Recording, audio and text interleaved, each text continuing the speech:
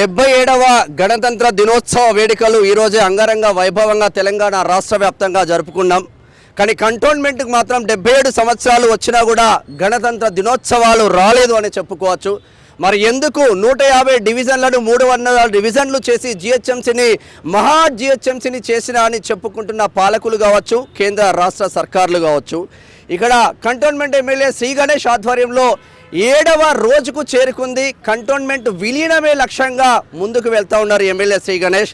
అసలు ఏం జరుగుతూ ఉంది కంటోన్మెంట్లో, ఎందుకు కంటోన్మెంట్ ప్రజల హక్కులను హరింపజేస్తూ ఉంది కేంద్ర సర్కార్ అన్న చర్చ రాష్ట్ర వ్యాప్తంగా జరుగుతుంది. ఎస్పెషల్గా కంటోన్మెంట్లో మా అక్క చెల్లెళ్ళు అన్నదమ్ములు ఇంత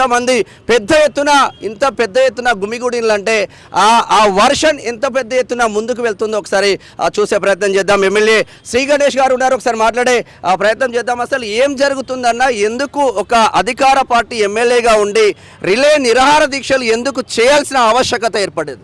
ఎన్నో సంవత్సరాల నుంచి ఈ యొక్క డిమాండ్ కొనసాగుతుంది.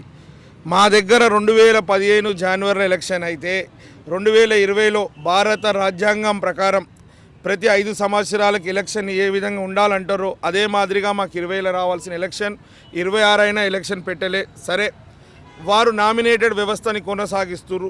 మళ్ళీ 26 జనవరిలో 10 రోజుల క్రితం మళ్ళీ ఒక నోటిఫికేషన్ కేంద్ర ప్రభుత్వం ఏమని ఇచ్చిందంటే మళ్ళీ ఒక సంవత్సరం 26 నుంచి 27 వరకు ఈ నామినేటెడ్ వ్యవస్థను కొనసాగిస్తున్నట్టు ఒక గెజిట్ నోటిఫికేషన్ వస్తే ఆ రోజే మేము డిసైడ్ చేశాం, ఇక వీళ్ళు మారరు, ఈ రాచరిక వ్యవస్థ నుంచి ప్రజలని కాపాడాలి, ప్రజలకు మేలు కావాలంటే వీరి మీద ఒత్తిడి తీసుకురావాలి, వీరు చేస్తున్న అన్యాయం నష్టం మా ప్రజల నుంచి వాళ్ళ మీద ఒత్తిడి తీసుకొస్తేనే వాళ్ళు దిగొస్తారని మేము 7వ రోజు ఈరోజు రిలే నిరాహార దీక్ష.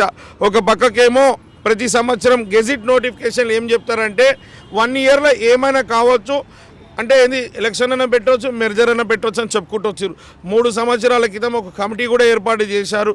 ఆ కమిటీలో 8 మందిని వేశారు. రాష్ట్ర ప్రభుత్వం సానుకూలంగా ఉంది దేని గురించి, విలీనాన్ని గురించి. మళ్ళీ 3 సంవత్సరాల నుంచి ఏం జాప్యం జరుగుతుందో తెలియదు.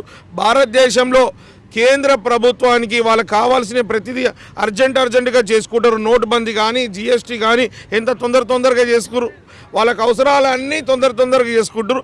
ప్రజలకు అవసరాలైనా కూడా ఇన్ని సంవత్సరాలైనా పట్టించుకోలే. కాబట్టి ఖచ్చితంగా దీన్ని విలీనం చేయాలి, మాకు ఓటు హక్కు కల్పించాలి. అది కార్పొరేషన్లో మారితేనే